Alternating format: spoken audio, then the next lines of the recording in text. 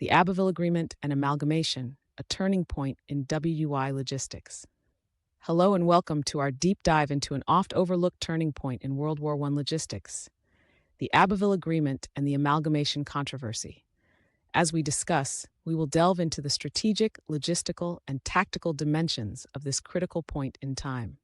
The year was 1918.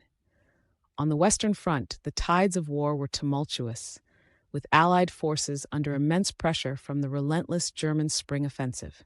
Against this backdrop, the arrival of American forces offered a potential reprieve. However, the Allies faced a pressing question: how best to integrate these troops into an already strained system? General John J. Pershing, commander of the American Expeditionary Forces, was resolute in his vision for an independent American army.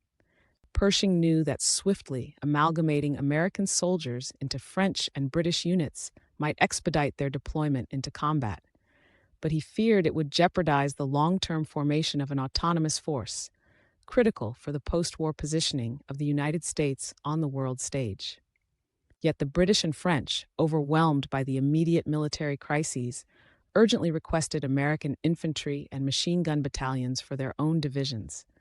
British influence was particularly potent, utilizing their shipping capacity as leverage, offering American troop transports in exchange for infantry expansion into British commands. Without artillery and support troops, Pershing argued, these formations would be swallowed, disappearing into the maelstrom of Allied lines. Despite Pershing's resistance, the negotiations culminated in the Abbeville Agreement of May 1918. A compromise recognizing the necessity for some level of amalgamation, while still laying the foundational promise of an independent American force. The agreement required the immediate dispatch of 7 infantry divisions in May and 6 in June, minus artillery or supporting units, to buffer British lines. Notably, this necessitated a dramatic alteration in shipping logistics, with priority on infantry transports. These troop movements starkly illuminated existing logistical strains. Within the services of supply, the discrepancies between manpower demands and resource availability were stark. Prior to the Abbeville Agreement, the SOS was under severe strain, illustrated by the fact that by June, the per-troop daily supply dropped from 33 pounds to just 25. As American troop strength in Europe burgeoned toward 2 million by war's end, logistical sophistication became paramount. Deft management of ports, rail networks, and depots became increasingly complex. In the summer of 1918 alone, the peak daily influx reached over 50,000 soldiers. Women and men on both sides of the Atlantic worked tirelessly to converge transport infrastructures. As the expansive supplies flowed, logistical intricacies expanded.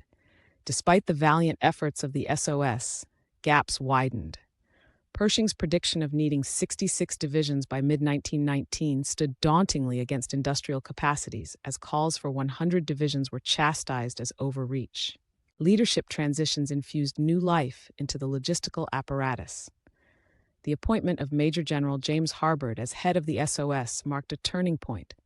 Harbord's Race to Berlin initiative provided an ingenious competitive framework, incentivizing units to optimize cargo handling, thus reducing ship turnaround times from 14 days to 11.